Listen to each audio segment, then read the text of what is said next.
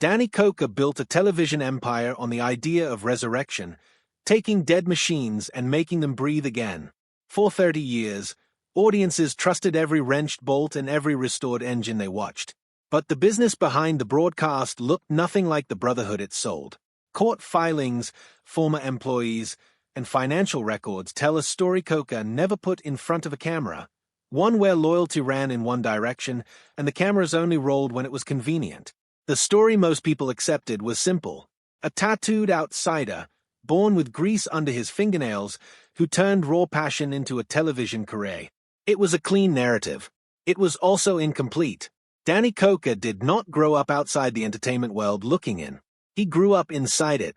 His uncle, Pete Carlini, was a professional musician with direct ties to the Rat Pack-era Las Vegas Strip, the most calculated entertainment ecosystem ever built on American soil.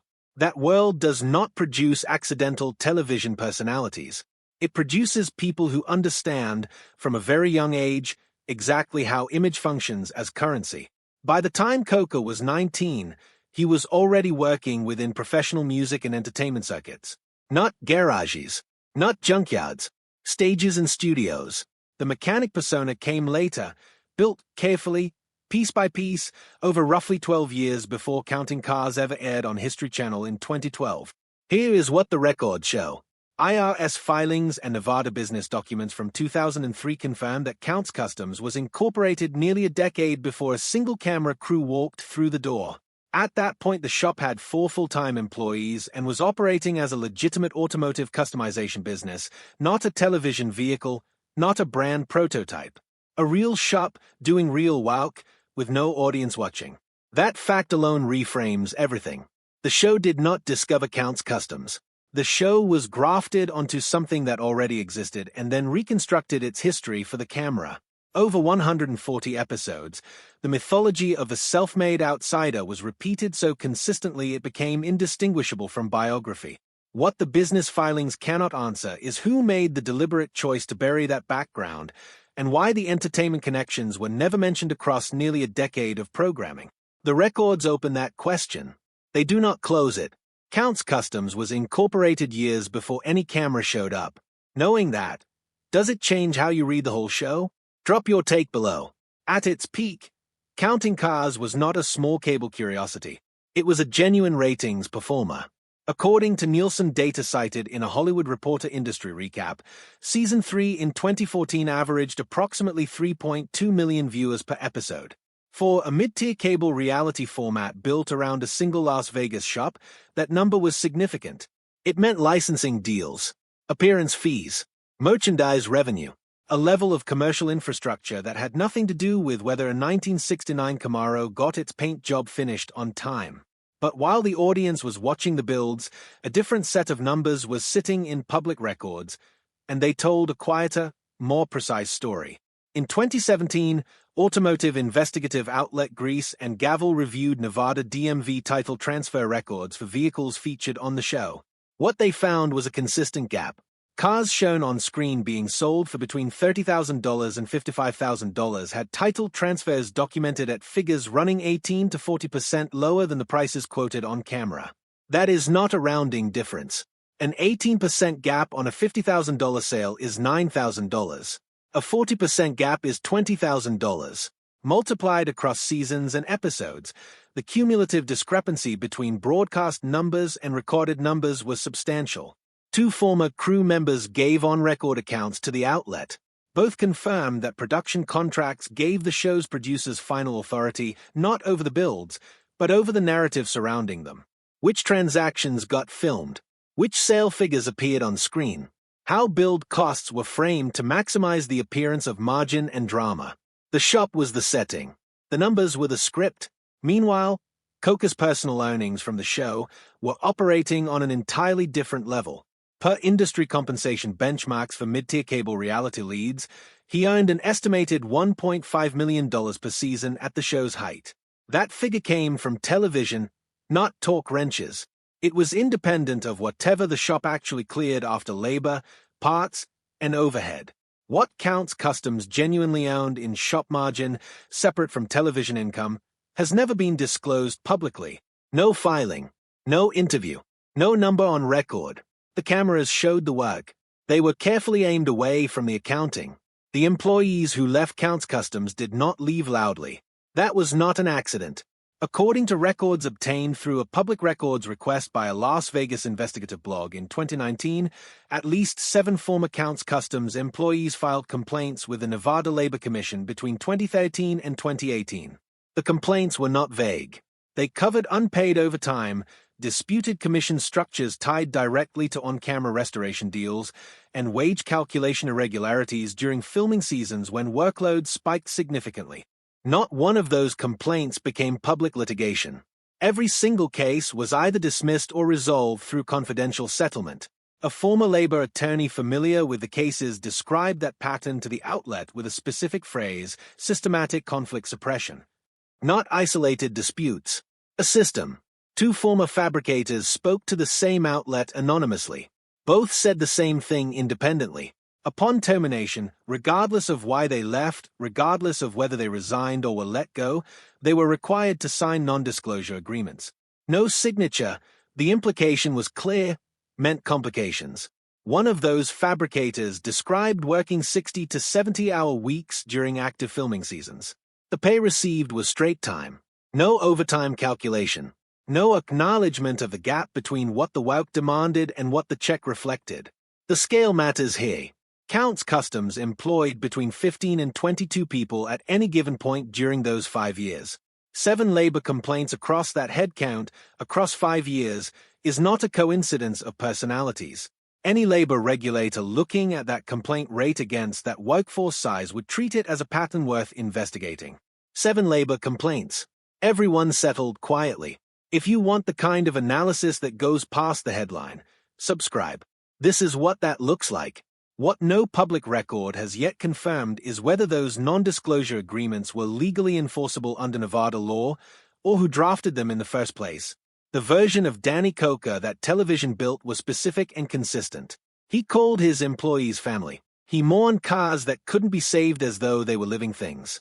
He presented Counts Customs not as a business optimized for profit, but as a place held together by shared passion and mutual loyalty. Across hundreds of hours of broadcast television, that image never cracked. It was one of the most stable personas in cable reality history. The legal and financial architecture behind that persona told a different story entirely. KD Holdings LLC was registered in Nevada in 2009, 3 years before Counting Cars premiered, and quietly enough that it generated no press coverage at the time. Through KD Holdings, Koker controlled the assets that actually scaled with the show's success: licensing rights, merchandise revenue, and appearance fees. None of that income flowed through Counts Customs as a business entity. The shop and the holding company were 2 separate structures, designed with a clear boundary between them. KD Holdings had no employees of its own. 0. The people who built the cars, ran the shop floor, and appeared on camera were employed by a different legal entity, one that had no claim on the revenue streams KD Holdings managed. Some of those employees, according to former staff accounts reported by the Las Vegas investigative blog, believed they were working within a profit-sharing structure. Legally, they were not. They were working for a shop. The holding company was a separate architecture they had no stake in. A 2016 Nevada Secretary of State filing shows KD Holdings listing a registered agent address as its sole point of contact, not Koker's personal address, not the Counts Customs location. A registered agent address is the minimum legal footprint a company can maintain. It is the corporate equivalent of a closed door. None of this was illegal. Television personalities separating intellectual property from operating businesses is standard practice. The structure itself is not the issue. What is worth examining is the specific language used on screen while that structure was in place. A review of episodes between 2012 and 2016 identified 29 instances where Koker directly referenced everything we build here belonging to this family. 29 times. The employees hearing that language had no legal connection to the entity monetising it. The family being described on camera did not exist in any document filed with the state of Nevada. Most people have worked somewhere that called itself a family while the ownership structure told a different story. That tension is not unique to television. It's just rarely this well documented. There was no finale, no send-off episode, no acknowledgement that something was ending. Counting Cars was cancelled after Season 9 in 2020, the way most mid-tier cable shows die, a standard non-renewal notice from History Channel, no press release, no explanation offered to the audience that had watched for nearly a decade. The show simply stopped appearing in the schedule. The numbers behind that ending had been visible for years. At its Season 3 peak in 2014, the show drew 3.2 million viewers per episode. By the time the non-renewal came, that figure had fallen to an estimated 890,000, a drop of approximately 72% over 6 years. That is not a gradual fade. That is a structural collapse in audience attention, playing out slowly enough that no single season felt like a crisis, but fast enough that the cumulative damage was decisive. What happened inside Counts Customs after the cameras left was quieter than the cancellation itself. Nevada business records show that between 2020 and 2022, KD Holdings filed 2 amendments to its operating structure. The nature of those amendments, what they changed, what they protected, what they dissolved, is not detailed in the public filings. What the records show is movement. Adjustments being made at the holding company level during the same period the show's infrastructure was contracting. At least 3 former full-time employees transitioned to freelance or contract roles during that same window rather than maintaining permanent positions. That shift, from full-time to contract, is the corporate mechanism for absorbing a workforce reduction without a formal layoff announcement. In 2021, a former lead fabricator posted on Instagram. The post has since been deleted, but it was archived before removal. The language was not angry. It was precise. It referenced an ending nobody prepared us for. The shop kept operating. Koker kept making public appearances.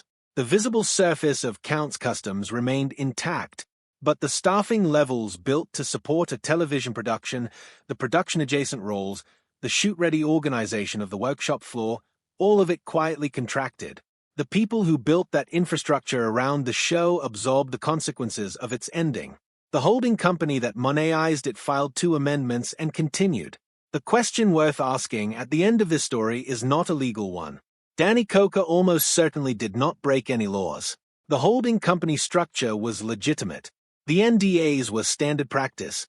The production contracts that governed which numbers appeared on screen were signed by consenting parties. Nothing in the public record points to criminal conduct. The more precise question is psychological. Not what Koker did, but why it worked so completely, for so long, on so many people. A 2018 study published in the Journal of Popular Television examined viewer parasocial attachment to reality television personalities in trade-skilled formats, shows built around mechanics, builders, fabricators, and craftspeople. The researchers found one variable that consistently drove viewer loyalty above every other factor. Not likability, not drama, not even skill. It was perceived economic vulnerability. The small business owner fighting to survive narrative increased viewer loyalty by an average of 34% compared to formats that did not use that framing. Koker's show deployed that framing in virtually every episode across 9 seasons. The struggle was always present. The stakes were always real. The family was always one bad month away from something unnamed but threatening. Meanwhile, KD Holdings maintained a financial architecture specifically insulated from everything the show described as a struggle. The vulnerability was the broadcast. The insulation was the structure. This pattern is not unique to Koker. It is the operating logic of the entire trade-skilled reality genre. What separates his case from dozens of similar formats is one thing: precision. The 2 narratives, struggle and insulation, were maintained in parallel for nearly 30 years without a single public rupture. No leaked contract. No disgruntled insider who went on record with full documentation. No moment where the architecture became visible to the audience watching the show. That is not luck. That is not oversight. That is a carefully maintained discipline applied consistently across 3 decades.